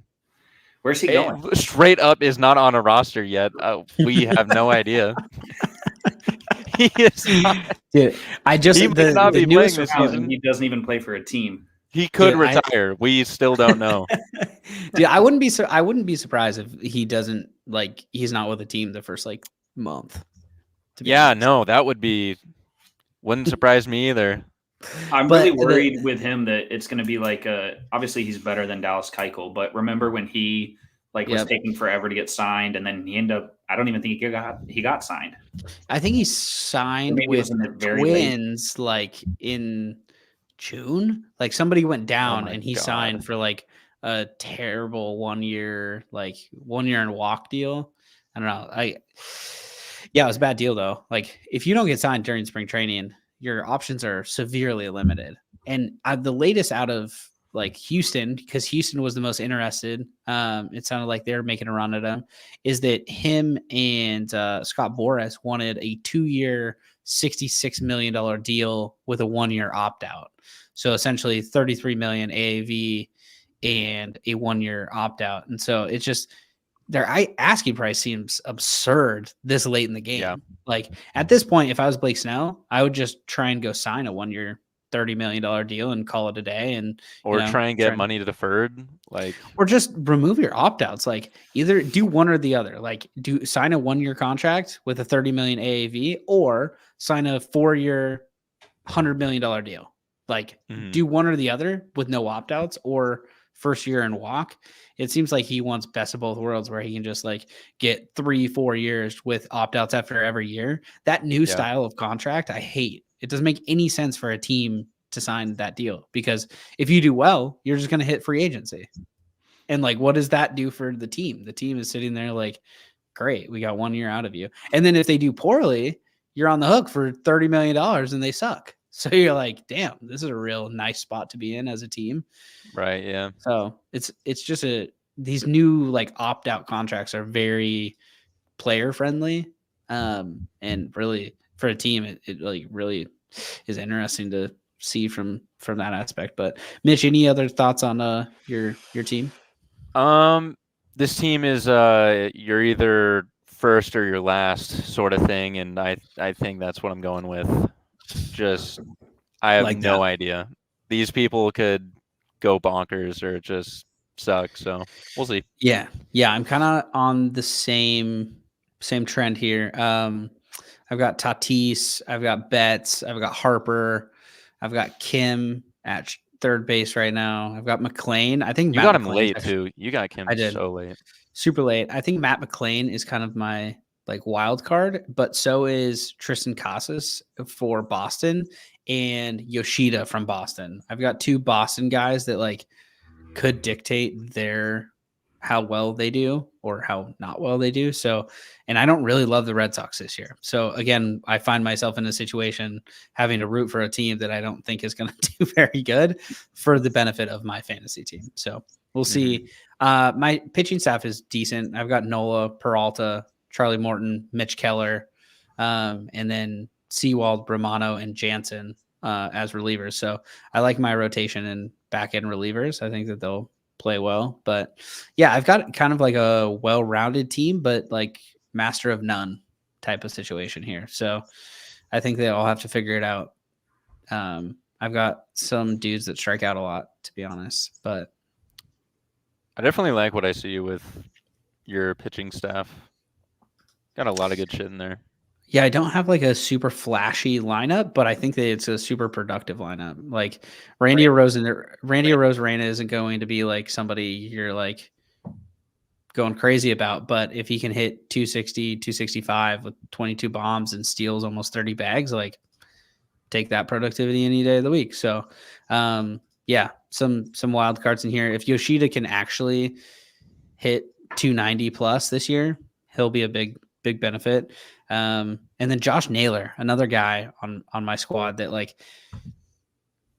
I said before, I have a team that strikes out a lot. I actually don't. I have a team that doesn't strike out a lot, but doesn't hit for a lot of power. So we'll have to get home runs from somewhere, probably Mookie or Bryce Harper. But yeah, a lot of contact guys. So hopefully, dude. I just I go through this thing where I almost have PTSD from the previous year, and the previous year I had 3 first basemen, and so they were either in my first baseman spot, my utility spot, or one of them was an outfielder, and they just struck out so many times, and it killed my team. So trying to be less strikeout heavy this year. You have four first basemen. Yeah. One of them being Bryce Harper, which there's 2 spots he can go, first base or utility. Yeah. The thing is, I have 4 different first basemen this year. Josh Naylor is not that type of first baseman. Josh Naylor is he hit 308 last year, 17 bombs, not a big power guy. Christian Encarnacion Strand is probably not going to play. We'll see. I don't know what the Reds' plan is with him. He's projected all these big numbers, but we'll see if he's actually major league ready, or they keep him down another couple months. And then Tristan Casas is my like wild card. He's definitely a very prototypical first baseman. Strikes out a bunch, hits for power, but he's really my only power guy. I guess you could call Harper a power guy, but I mean, Betts for sure. Yeah, but first baseman, of course. Right. Yeah. Betts is just my best player, period. Like, that's full stop. Dude, the guy just straight up walks on water. Like, he does literally everything so well. The only thing that worries me. Okay, one cool thing, if he does move over to shortstop, it adds the shortstop ability, so I can move him to shortstop. The one bad thing about that is if he's super focused on being a good shortstop, I'm a little nervous about his hitting. That's just usually shortstops are, I mean, Colton knows this from experience here on the Yankees, but usually if they're trying to be an adequate shortstop, their bat struggles a little bit. So hopefully that's not the case with Betts. But I think Mookie is like way different than most shortstops. You think he's going to drop his number? Like, he hit 37 home runs last year. Yeah. No, I'm hoping that he stays the same for a lot of reasons. But yeah, we'll see. They also have him dropping 20 points in batting average projected. I don't know if he's going to regress that much in batting average. I would say, if anything, he's probably not going to hit for so much power, and he's probably going to it's interesting. You guys obviously watched the home run derby last year. Mookie doesn't have like natural power almost at all. Like, he struggled so bad in the home run derby, but he hits for a ton of power. Like, he has like in-game power. You know how people talk about like in-game dunkers versus like dunk contest dunkers? Like, Mookie is that version in the MLB. Like, he's not like a home run derby guy. He can't like will balls out of the park, but when it comes to guys who can like flat out play when the game starts, Mookie's that guy. So very interesting to see him like that. Dude, it's crazy somebody that small can hit home runs like that. Like, it's actually nuts. Yeah, do you guys Mookie's performance gave me Brett Boone vibes at T-Mobile. Dude. Brett Boone hit like 40 plus home runs in 2001, went to the home run derby and hit 0. That was so embarrassing. That's so funny. In your home ballpark, like, it doesn't get worse than that. At that point, just like put Randy Johnson on the mound, start throwing heat, just get him going some way, somehow. Something, dude. Not enough steroids in the world could will him to get one home run that day. Yeah, that's tough. Sucked. All right, boys. Well, good luck this season. Rooting for you guys. Colton, we'll have to have you on the Mariners pod just to check in with the Yankees. Mainly if the Yankees are struggling, we'll bring you on for I'd love to hear it. Comedic relief. So no, but if you ever want to talk Mariners, we'd love to have you on the Tried and True pod. But thanks for jumping on and hanging out with us. Thanks for having me. Yes, sir. Cool. See you guys. All right, we'll see you.